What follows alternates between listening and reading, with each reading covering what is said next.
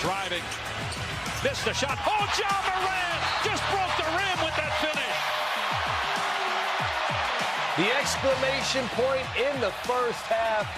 John Morant and the Memphis Grizzlies jumped out to a 15-point lead after one. Ja had 12 of his 22 points in that first quarter. Welcome to Playoff Central Live. Chris Miles here with the two Hall of Famers, Isaiah Thomas and Vince Carter. And look, the Memphis Grizzlies as the 8th seed from the very beginning of tonight's matchup against the Dallas Mavericks. They were in control the whole time. Even when Dallas made a run, they were down by 25 and made it a 10-point game. That's as close as it got. Yeah, and I thought Memphis came out, from start to finish. Offensively, they were solid. They were crisp, and they moved the basketball. They shot well. They did everything they needed to do tonight to win the basketball game. Yeah, Vince, it's one of those things when we look at the Memphis Grizzlies, they were the 2nd seed out west in March. They were a team that you're like, okay, first round, they're going to match up against a team that'll be in the play-in. And they went 3-6 down a critical stretch here in the final month. And then, we have a new head coach as well, right? Like just a crazy situation with the team. So it just seemed like so much was on the line to come out and get and add injuries to that. John Morant gets injured. He's out in and out of the lineup. Wasn't playing back-to-backs for a while. He'd have a big game and sit out. So a lot of things that were happening, but they found a way to get themselves in the playoff. And when they needed to get the win, John Morant, their big three scored 20+ apiece. So they all responded, and that's the energy, that's the effort they're going to need. And we talked about it off air. Jaren Jackson Jr., in my opinion, is going to play a huge role in the success of the Memphis Grizzlies in getting wins in this series. He has to stay on the floor because of his ability to score and block shots. But if he's in foul trouble, he does this team no good.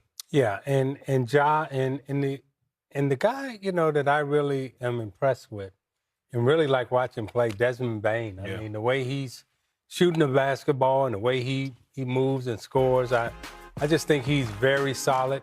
Very still underrated. I don't think that he's underrated in the league by the NBA players, but, by media and everyone else around. This guy right here doesn't get enough credit for what he really does out on the floor for the Grizzlies.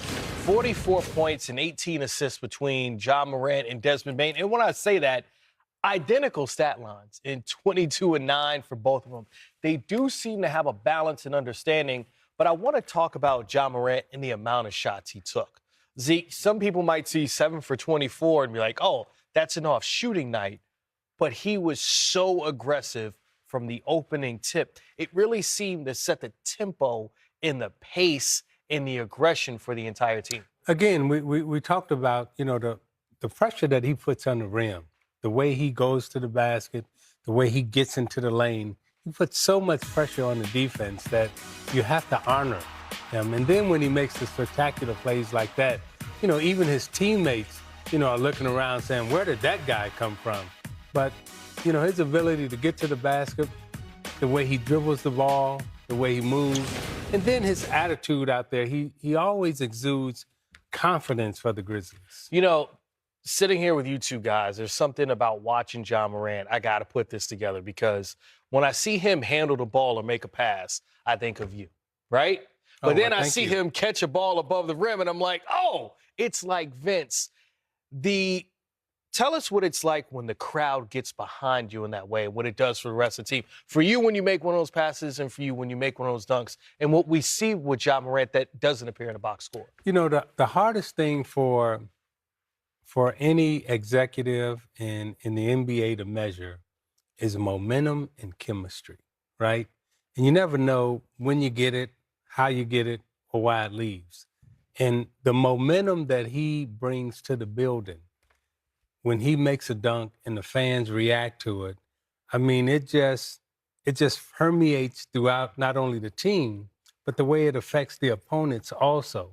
And that's just something that you can't measure. Like when Vince Carter used to do his thing, not only the building would explode, but the whole city would explode. I mean, and he didn't feel it because he was just doing his thing.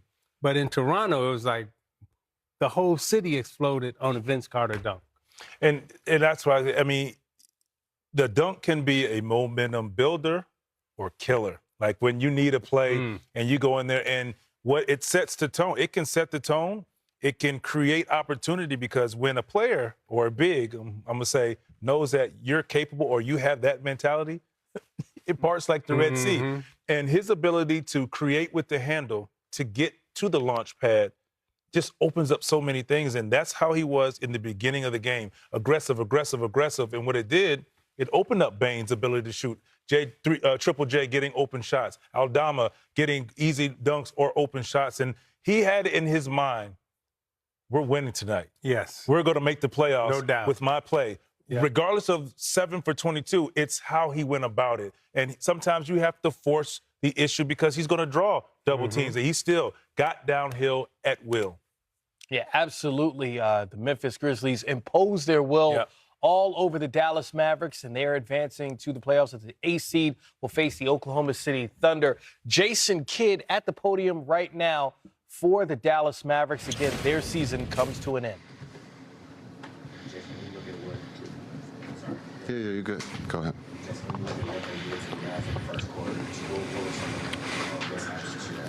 Yeah, we had turnovers. They sped us up, and they shot the ball extremely well there in that first half. But I thought the response after halftime, we cut it to 7, and we just could never get over the hump after that. We fought, but when live ball turnovers against this team puts you in a bad situation, and that's what happened early. When we live ball turnovers, they capitalized, and they made every shot there in that first half. So give them credit.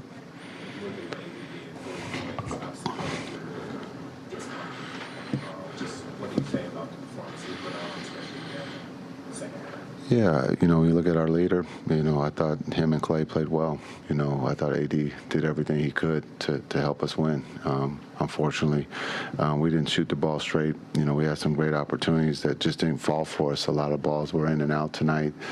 In Sacramento, we made all those. And so tonight we shoot 31% from 3. And so just understanding we have to shoot better, especially on the road. But give Memphis credit. They were the better team tonight.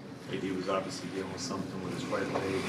Was the lack of sitting the last 5 minutes a medical thing, or is that just a matter of the game getting out of hand? The game getting out of hand. Still fresh and raw, but how would you sum up this season for the Mavericks? An incredible season. When you look at the injuries that we've had, the change, for us to even be here playing in this game tonight, it's incredible. It just shows the character of that group in that locker room, the fight, being prepared, moving on, learning from our losses and also our wins. An incredible season. With the change and injuries, some would say we shouldn't even be here. So give those guys in that locker room a lot of credit. Jason, how much was the fact of the rebounding tonight? Yeah, the rebounding, that was probably another part. The offensive rebounds in transition, hurt us. They got a lot of offensive rebounds, and we talked about it. We got to be able to box out, but tonight they got, that's where they hurt us. Being able to get second opportunities and being able to score those second opportunities, which they did.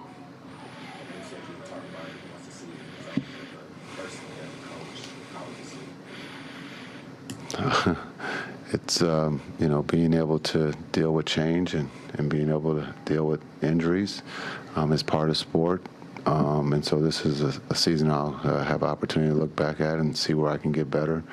But with all the different pieces that we've had as a staff, I think everyone has done an incredible job to keep these guys prepared and motivated and to teach and get better. So we have a lot of great stories from our two-ways playing at a high level, and guys who normally wouldn't get time played and helped us win games this season. So a lot of credit goes to those guys in that locker room and to the staff. As a head coach, you can always learn, and this will be one that I will reflect on and see where I can get better.